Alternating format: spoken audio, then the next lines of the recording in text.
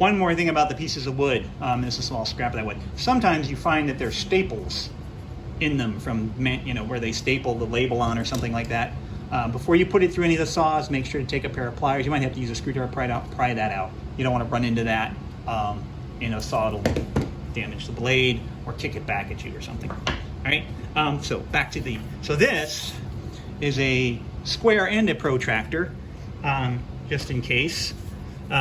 It's like geometry school from 8th grade or wherever. So you put the 0, and there's usually a line, or this one just has it flat down on there, and I'm not holding it exactly right. So I get, you know, there's off of 90, it's 10 degrees, another 5 degrees, so it's a 15 degree slant height, okay? So that's the angle of the tilt. And then, so this angle, the mitered angle would be, what I do with the piece of paper, is now instead of 45, it's 43.25 degrees. So it's a little different. It won't work with 45, no matter how hard you try. And the miter and the angle that you're going to cut, so that's the inside miter, and then the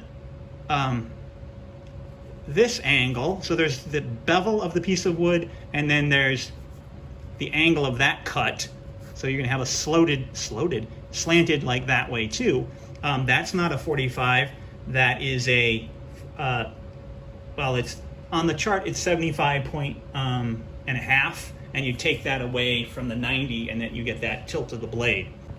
Comes out to about 24.5 actually on the miter gauge setting. And so there's a tilt to the blade. You can do this on the table saw or on the compound miter saw. A lot of times, they design those compound miter saws do one of the things they design them to do is crown molding, which has that kind of angle to it. The other thing, but before I would even go over there, again, I cut the slants to it, and I won't even think about the bevel top right now. But if I wanted to sit flush on the floor, if I just cut that and I don't bevel the edges, I'm going to cut 15 degrees off of the ends, and those ends will be kind of parallel to each other, as opposed to these ends. Sorry, when you're cutting the miters for the inside edges going together, those are like opposing each other, like you make a frame, if you've ever made a frame. But anyway, we'll do some cutting and then see what it looks like.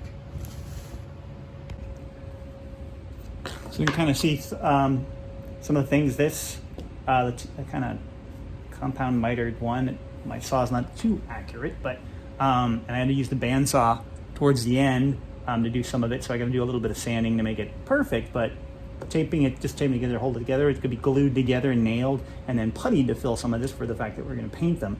But that's a fairly,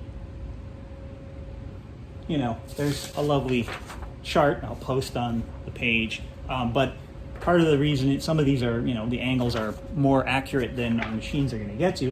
So a lot of that you can kind of make adjustments with sanding, and we can try to get it as accurate as possible. So it takes some finessing to get a tapered box to work, but it can be done. All right, take care.